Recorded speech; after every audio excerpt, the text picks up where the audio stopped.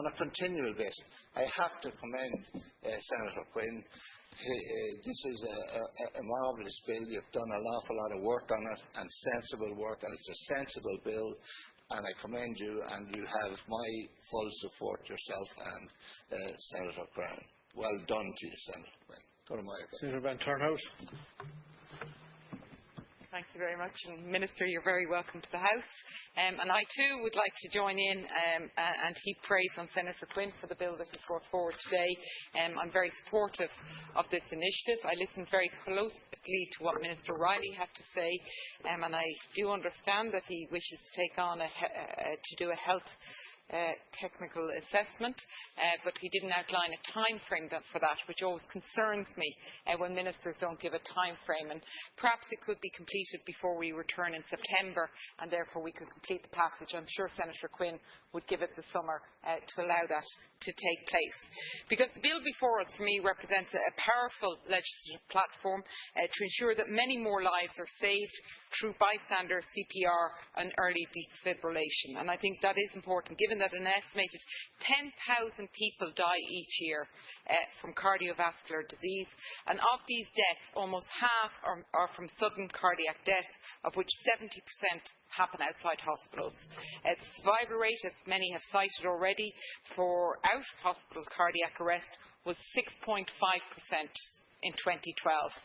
This figure can and must be improved upon. If you look at international comparisons, it shows that higher rates can be achieved, particularly when the equipment and training are in place to ensure early recognition, early CPR and early defibrillation. If we look at survival rates in Norway, Sweden and Denmark, they're at 13, 11 and 9% respectively. Even higher rates have been recorded in the Netherlands, where research over a 3-year period, perhaps this would help the Minister and save him with his research, the research over a 3-year period in the Netherlands to 2009 showed that neurologically intact survival was 49.6% for patients treated with an on-site defibrillator, compared with 14.3% when there was no defibrillator. So I fully support the efforts made in this bill to achieve a survival rate of 40%. Minister, legislating to provide more defibrillators is a vital, I think, prerequisite to increasing the life-saving role of bystander CPR. And I do want to take the opportunity, like others, to commend the excellent work of the Irish Heart Foundations, particularly their Chain of Survival initiative, which comprises of 4 vital links that can save a life: early access, early CPR, early defibrillation and early advanced care. In addition to overseeing training in the initiative, the Irish Heart Foundation provides significant assistance enabling communities and organisations throughout Ireland to maximise early CPR and defibrillation. And the Irish Heart Foundation has unrivalled expertise in the practical operation of the efforts we're discussing here today. And Senator Brennan and others mentioned the fact that actually having a defibrillator there very often creates the demand for training on how to use the defibrillator. So just the very presence of it creates the demand and therefore helps to create the knowledge. And I think it is something that is important, that we need to ensure that any regulation, we need to ensure that there's adequate ongoing and certified training. And I think any of us know, and Senator O'Brien talked about the workplace, how important it is to have regular updates and training on these very important issues. As they say, knowledge is power.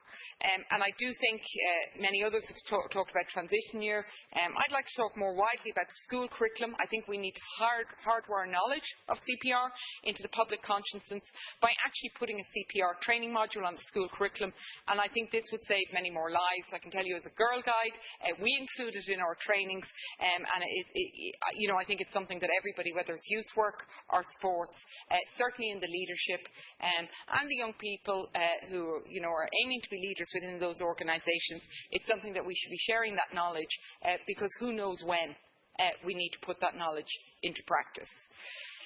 Finally, I'd like to take the opportunity to just a slightly related issue. When I addressed Minister Riley last week on a matter of the adjournment in relation to National Stroke Awareness Week, which this year's focus is the Irish Heart Foundation's Act Fast campaign, which was launched in 2010 to increase public awareness about the early signs of stroke and to encourage speedy medical intervention. During this debate, I spoke, in addition to financial assistance and other supports at the disposal of the state, such as providing advertising sites in high footfall areas of government buildings and properties. Perhaps we could also look at a way of reimbursing the 23% VAT that has to be paid for the stroke awareness campaign, which is proving not only to save lives and the quality of life, but it's also saving the state money.